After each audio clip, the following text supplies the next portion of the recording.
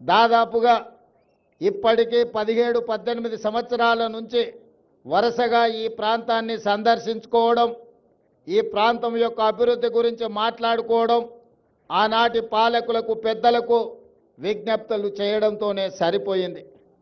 ప్రతిసారి ఎవరినో ఒకరిని అడగడం, వాళ్ళు ఏదో కొంచెము దానం ఇచ్చినట్టుగా ధర్మం చేసినట్టుగా వ్యవహరిస్తే మా జీవితాలకి ఇంతేనేమో అని మేము అనుకునే వాళ్ళం.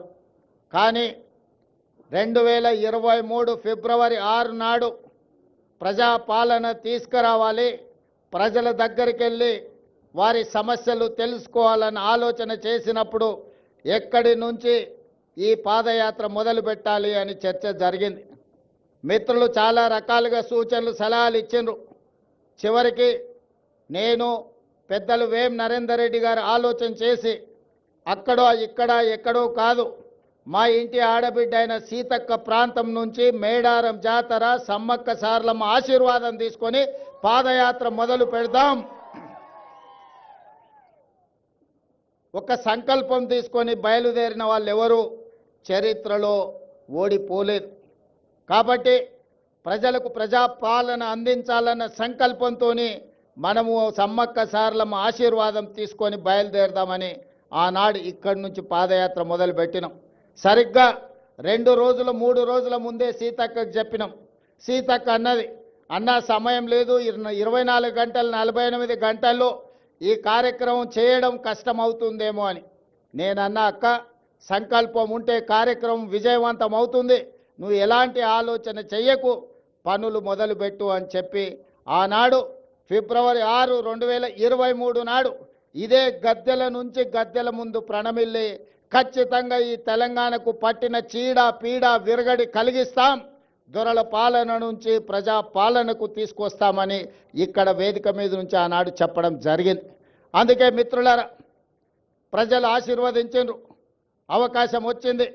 ఈనాడు అభివృద్ధి కార్యక్రమాలు చేయాలన్న సంకల్పంతో ముందుకు వెళ్తున్నాం. అభివృద్ధి అంటే అద్దాల మేడలు రంగుల గోడలే కాదు, ప్రజల జీవన ప్రమాణాలు పెంచాలి.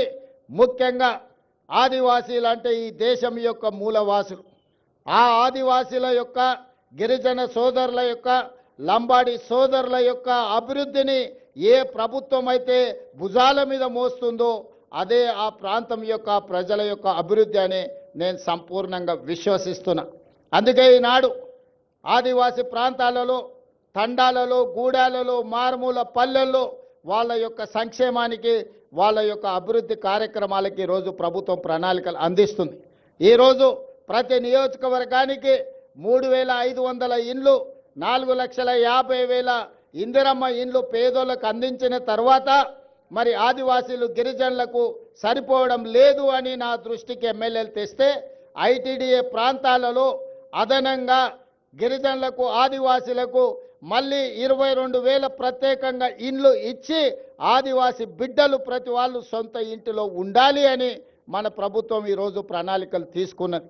ఈ విధంగా ఏ విషయం వచ్చినా వాళ్ళకి ఇవ్వాల్సిన వాటా కోట ఇవ్వాల్సిందే, అదనంగా ఇంకొంత ఇవ్వాలి.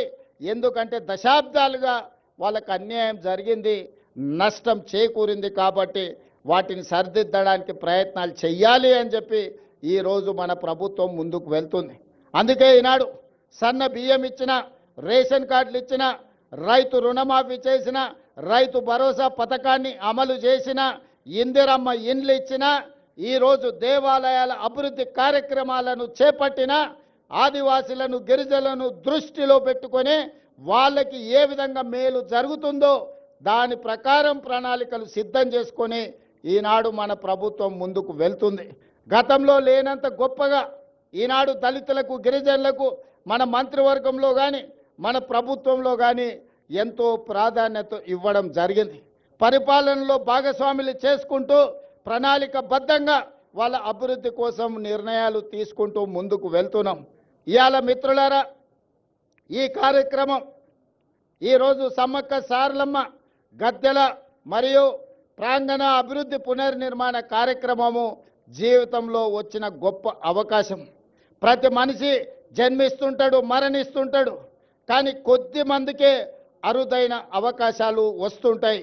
ఈనాడు నాకు మా సీతక్కకు ఒక అరుదైన అవకాశం సమ్మక్క సారలమ్మ గద్దెలు మరియు ప్రాంగణ పునర్నిర్మాణం